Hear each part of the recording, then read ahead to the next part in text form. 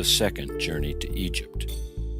When the supplies from Egypt had been eaten up, and the family of Jacob began to suffer with hunger, the little children came to him, and they said, "Give us bread that we do not die of hunger before your eyes."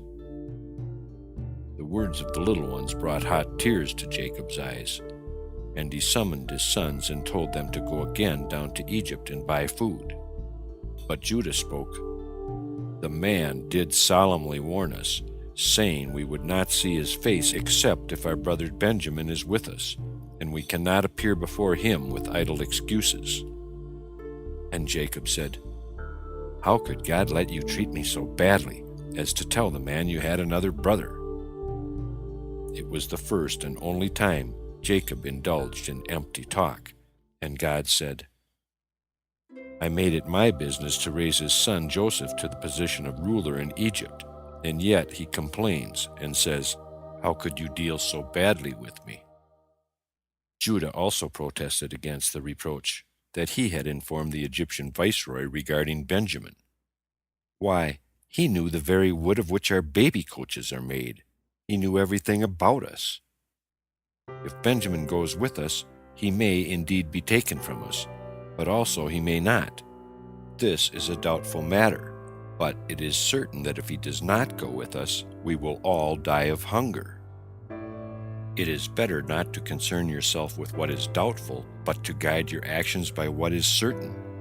The king of Egypt is a strong and mighty king, and if we go to him without our brother, we will all be put to death. Do you not know, and have you not heard, that this king is very powerful and wise, and there is none like him in all the earth? We have seen all the kings of the earth, but none like the king of Egypt. One would surely say that among all the kings, none is greater than Abimelech, king of the Philistines. Yet the king of Egypt is greater and mightier than he. Abimelech could hardly be compared with one of his officers. Father, you have not seen his palace and his throne, and all his servants standing before him. You have not seen that king on his throne, in all his magnificence, and with his royal insignia, arrayed in his royal robes, with a large golden crown on his head. You have not seen the honor and glory that God has given him, for there is none like him in all the earth. You have not seen the wisdom, the understanding, and the knowledge that God has given his heart. We do not know who told him our names. He asked also concerning you, saying, 'Is your father still alive? Is it well with him?' You have not seen the affairs of the government of Egypt regulated by him.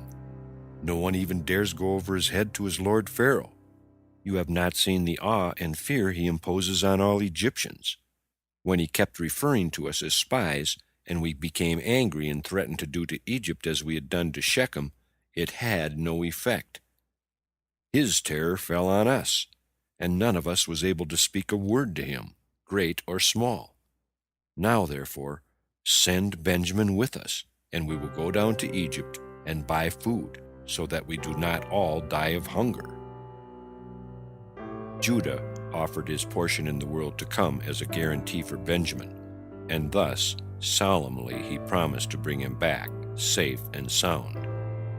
Finally, Jacob granted his request and permitted Benjamin to go with his other sons. They also carried with them choice presents from their father for the ruler of Egypt, things that arouse wonder outside of Palestine, such as the murex, which is the snail that produces the Tyrian purple, and various kinds of balm and almond oil and pistachio oil, and honey as hard as stone. Furthermore, Jacob put double money in their hand to provide against a rise in prices. And after all these matters were attended to, he spoke to his sons, saying, "Here is money, and here are the presents, and also your brother. Is there anything else that you need?" And they replied, "Yes, we need this besides, that you should intercede for us with God." Then their father prayed, "O Lord, you, who at the time of creation did call enough to heaven and earth when they stretched themselves out further and further toward infinity, set a limit to my sufferings too. Say to them, enough. Put mercy in the heart of the ruler of Egypt, that he may release Joseph, Simon, and Benjamin." This prayer was an intercession not only for the sons of Jacob, but also for their descendants, that God would deliver the 10 tribes in time to come. Jacob also put a letter addressed to the viceroy of Egypt into the hands of his son. The letter ran thus: From your servant Jacob, the son of Isaac, the grandson of Abraham, prince of God, to the mighty and wise king, Zaphenath-Paneah, the ruler of Egypt. Peace.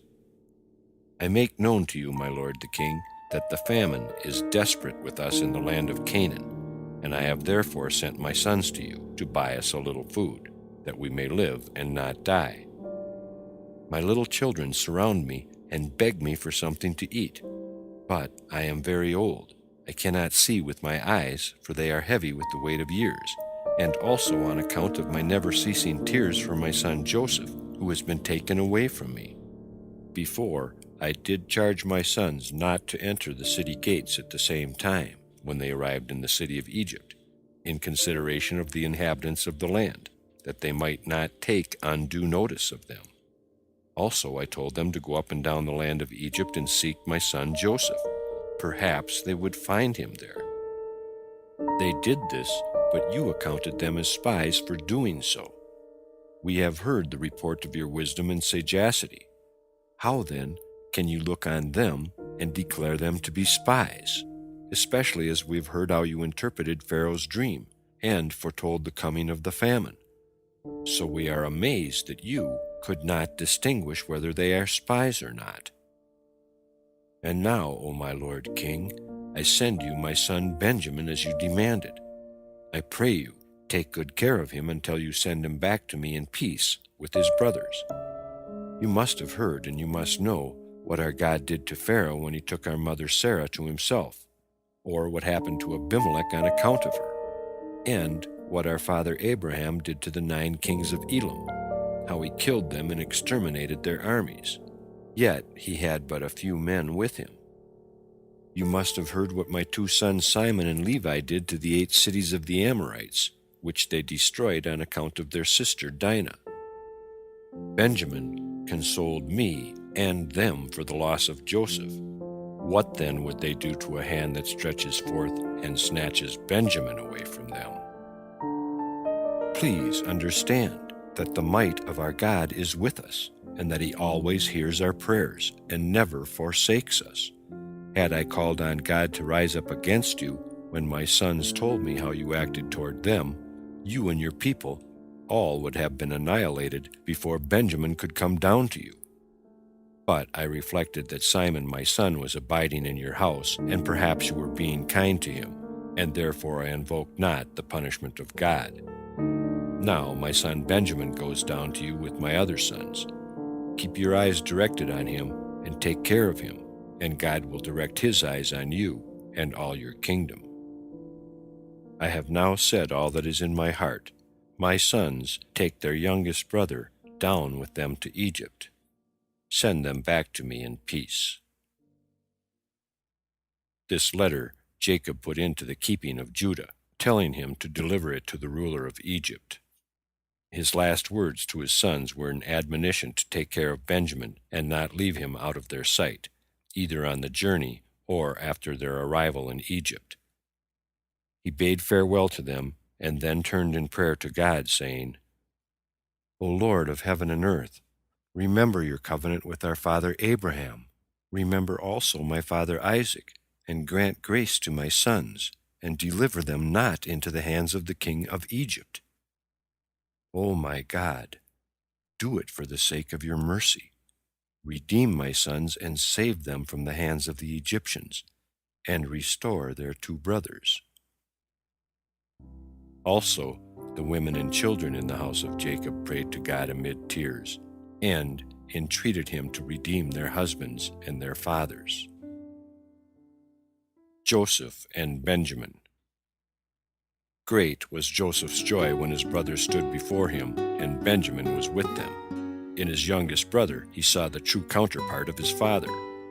He ordered his son Manasseh, the steward of his house, to bring them into the palace and prepare a meal for them. But he was to take care to prepare the meat dishes in the presence of the guests. so that they might see with their own eyes that all the cattle had been slaughtered according to the ritual prescriptions, and the sinew of the hip, which is in the hollow of the thigh, had been removed. The dinner to which Joseph invited his brothers was a Sabbath meal, for he observed the seventh day even before the revelation of the law. The sons of Jacob refused the invitation of the steward, and a scuffle ensued. While he tried to force them into the banquet hall, they tried to force him out, for they feared it was but a ruse to get possession of them and their donkeys, on account of the money they had found in the sacks on their return from the first journey. In their modesty, they put the loss of their animals on the same level as the loss of their personal liberty, for to the average man, property is as precious as life itself. Standing at the door of Joseph's house, they spoke to the steward and said, "We are in badly reduced circumstances. In our country we supported others, and now we depend on you to support us." After these introductory words, they offered him the money they had found in their sacks. The steward reassured them concerning the money, saying, "However it may be, whether it be for the sake of your merits or the sake of the merits of your fathers, God has caused you to find a treasure, for the money you paid for the corn did come into my hand." Then he brought Simon out to them. Their brother looked like a leather bottle, so fat and rotund had he grown. He told his brothers what kind treatment had been accorded to him. The very moment they left the city, he had been released from prison, and since had been entertained in splendor in the house of the ruler of Egypt. When Joseph made his appearance, Judah took Benjamin by the hand and presented him to the viceroy, and they all bowed down before him. Joseph asked them concerning the welfare of their father and their grandfather, and they made reply, "Your servant, our father, is well. He is yet alive." And Joseph knew from their words that his grandfather Isaac was no more. He had died at the time when Joseph was released from prison, and the joy of God in the liberation of Joseph was overcast by his sorrow for Isaac.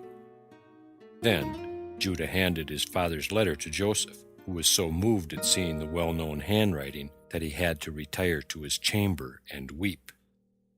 When he came back, he summoned Benjamin to approach close to him, laid his hand on his youngest brother's head, and blessed him with the words, "God be gracious to you, my son."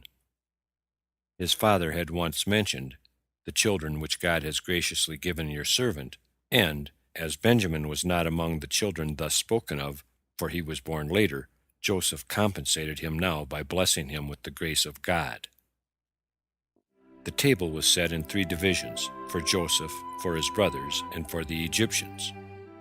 The sons of Jacob did not venture to eat of the dishes set before them. They were afraid they might not have been prepared according to the ritual prescriptions, a punishment on Joseph for having slandered his brothers, whom he had once charged with not being precise in the observation of the dietary laws. The Egyptians, in turn, could not sit at the same table with the sons of Jacob, because the latter ate the flesh of animals to which the former paid divine worship. When all was ready and the guests were to be seated, Joseph raised his cup and, pretending to inhale his knowledge from it, he said, "Judah is king, therefore let him sit at the head of the table, and let Reuben, the firstborn, take the second seat." And thus he assigned places to all his brothers, corresponding to their dignity and their age. Moreover, he seated the brothers together who were the sons of the same mother. And when he reached Benjamin, he said, "I know that the youngest among you has no brother born by his own mother, next to whom he might be seated. And also I have none, and therefore he may take his place next to me." The brothers marveled, one with another, at all this. During the meal, Joseph took his portion and gave it to Benjamin, and his wife Asenath followed his example, and also Ephraim and Manasseh, so that Benjamin had 4 portions, in addition to that which he had received. Wine was served at the meal, and it was the first time in 22 years that Joseph and his brothers tasted of it, for they had led the life of Nazarites.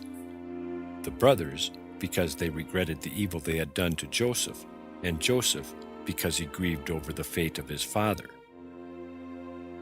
Joseph entered into conversation with his brother Benjamin. He asked him whether he had a brother born by his own mother, and Benjamin answered, "I had one, but I do not know what became of him."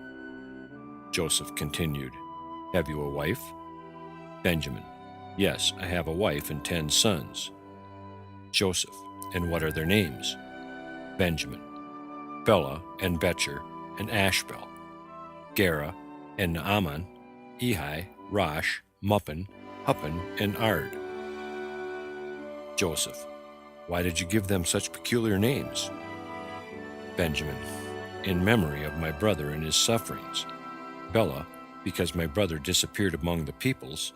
Betcher, because he was firstborn son of my mother.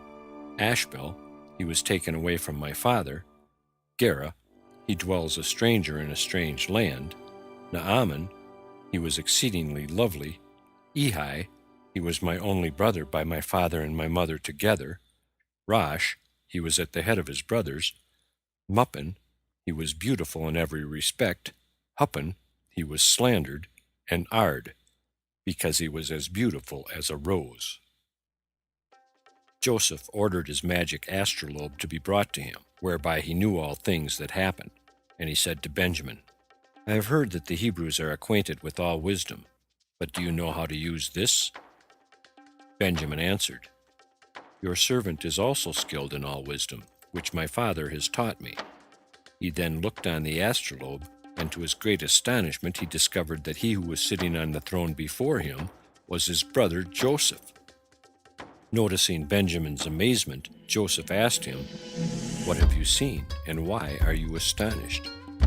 Benjamin said, "I can see by this that Joseph, my brother, sits here before me on the throne." And Joseph said, "I am Joseph, your brother. Reveal not the thing to our brothers. I will send them with you when they go away, and I will command them to be brought back again into the city, and I will take you away from them. If they risk their lives and fight for you, then I will know that they have repented of what they did to me, and I will make myself known to them. But if they forsake you, I will keep you, that you should remain with me. They will go away, and I will not make myself known to them." Then Joseph inquired of Benjamin what his brothers had told their father after they had sold him into slavery, and he heard the story of the coat dipped in the blood of a kid. "Yes, brother," spoke Joseph.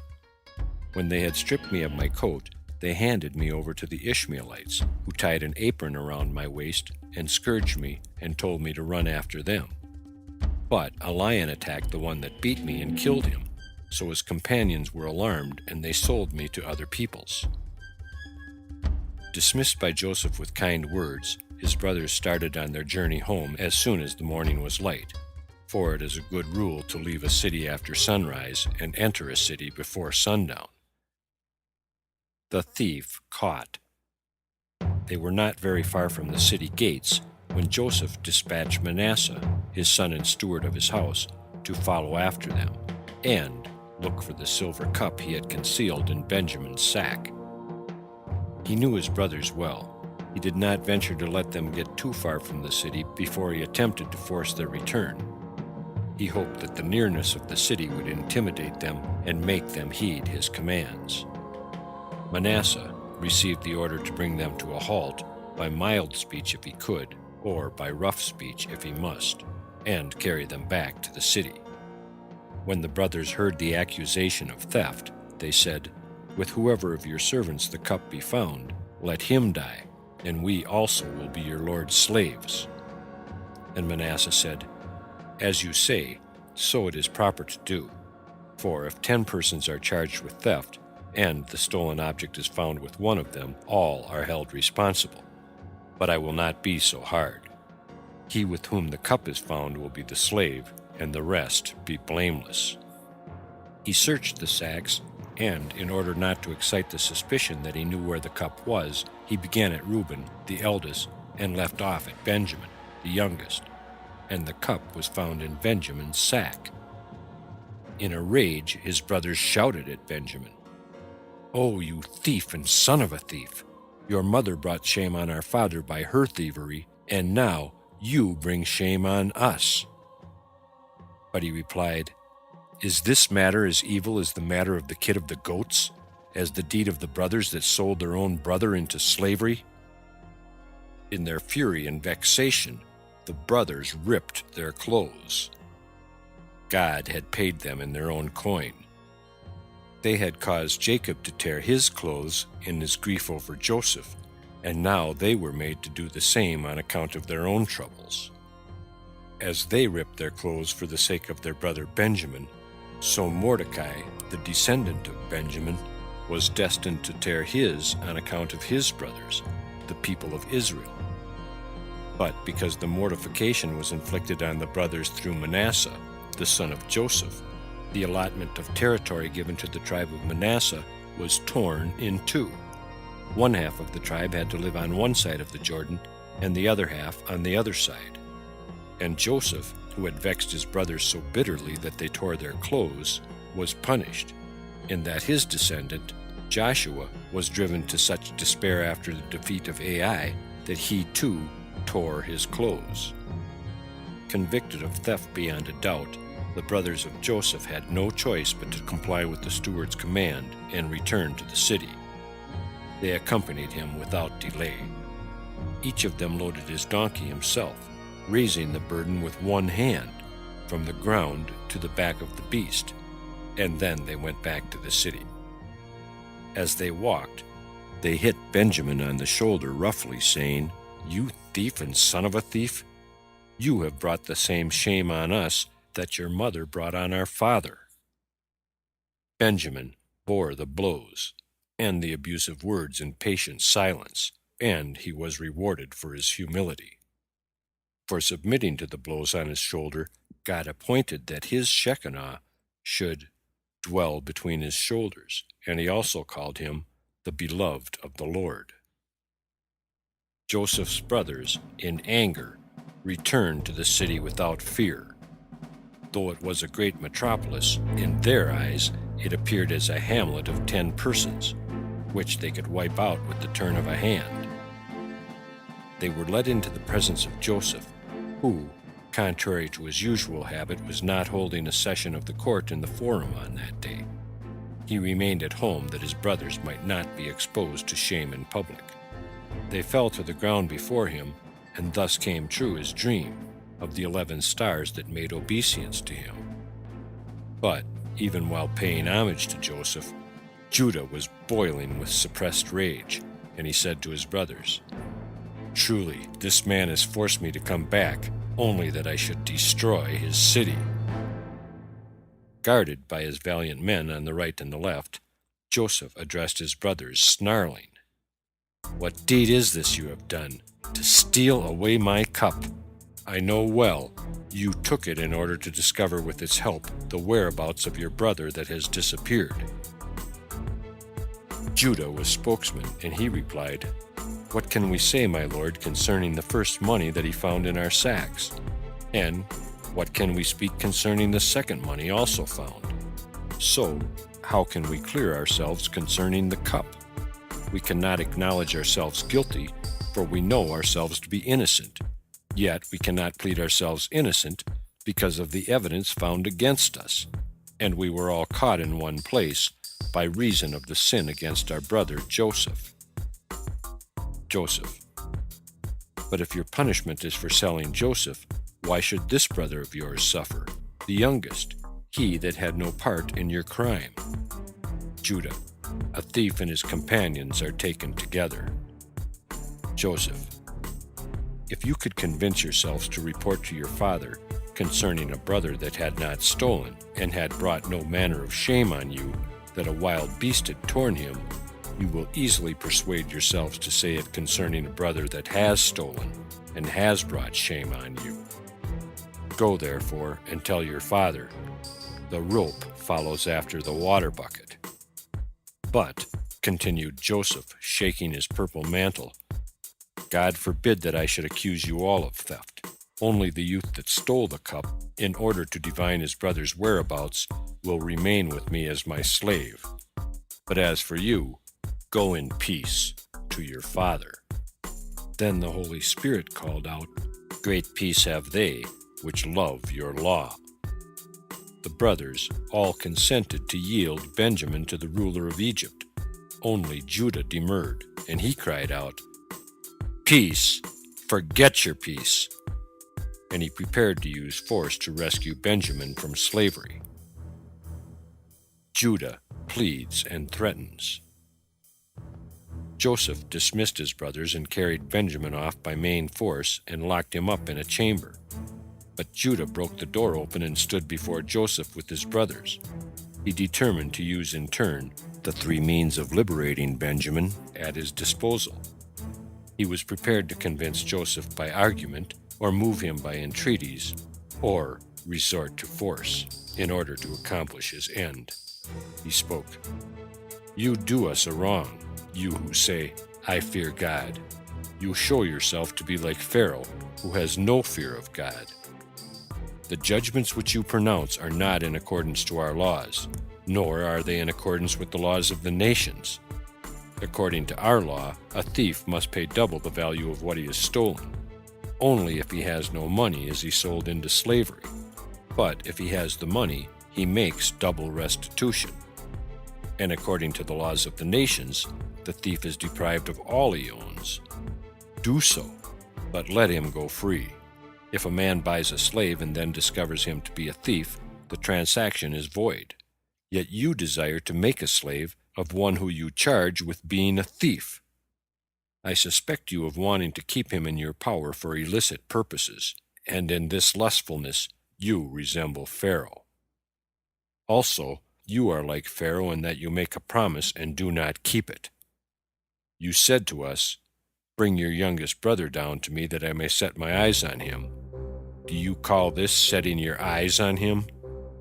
If you desire nothing besides a slave, then you surely must accept our offer to serve you as bondsmen instead of Benjamin. Reuben is older than he, and I exceed him in strength. So it cannot be but as I say, you have a lustful purpose in mind with our brother. Therefore, let these words of mine find entrance into your heart. For the sake of the grandmother of this lad, Pharaoh and his house were stricken with sore plagues, because he detained her in his palace a single night against her will. His mother then died a premature death by reason of a curse which his father uttered in unconsidered haste. Take heed, then, that this man's curse does not strike and slay you. 2 of us destroyed a whole city on account of one woman. How much more would we do it for the sake of a man? And that man the beloved of the Lord, in whose allotment it is appointed that God will dwell. If I but utter a sound, death-dealing pestilence will stalk through the land. In this land Pharaoh is the first, and you are the second. But in our land my father is the first, and I am the second. If you will not comply with our demand, I will draw my sword and strike you down first, and then Pharaoh." After Judah made this threat, Joseph made a sign, and Manasseh stamped his foot on the ground so that the whole palace shook. Judah said, "Only one belonging to our family can stamp like that." And intimidated by this display of great strength, he moderated his tone and manner. "From the very beginning," he continued to speak, "you resorted to all sorts of pretexts in order to embarrass us. The inhabitants of many countries came down into Egypt to buy corn, but you did not ask any of them about their family relations. We did not come here to seek your daughter in marriage, or to ask an alliance with your sister. Nevertheless, we gave you an answer to all your questions." Joseph replied, "Truly, you talk the talk. Is there another babbler like you among your brothers? Why do you speak so much, while your brothers that are older than you, Reuben, Simon, and Levi, stand silent?" Judah, "None of my brothers have so much at stake as I have. If Benjamin returns not to his father, I was a surety to my father for him, saying, 'If I do not bring him home and set him before you, then let me bear the blame forever, in this world and in the world to come.'" The other brothers withheld themselves intentionally from taking part in the dispute between Judah and Joseph, saying, "Kings are carrying on a dispute." and it is not seemly for us to interfere between them. Even the angels descended from heaven to earth to be spectators of the combat between Joseph the bull and Judah the lion, and they said, "It lies in the natural course of things that the bull should fear the lion, but here the two are engaged in equal, furious combat." In reply to Judah, when he explained that his great interest in Benjamin's safety was due to the pledge he had given his father, Joseph spoke, "Why were you not a surety for your other brother, when you sold him for 20 pieces of silver? Then you did not regard the sorrow you were inflicting on your father, but told him a wild beast had devoured Joseph, and yet Joseph had done no evil, while this Benjamin committed theft. Therefore, go up and say to your father, 'The rope has followed after the water bucket.'" These words had such an effect on Judah that he broke out in sobs and cried aloud, "How will I go to my father without Benjamin?" Continued in Part 30. End Part 29 of 95, TheLegendsOfTheJews.com.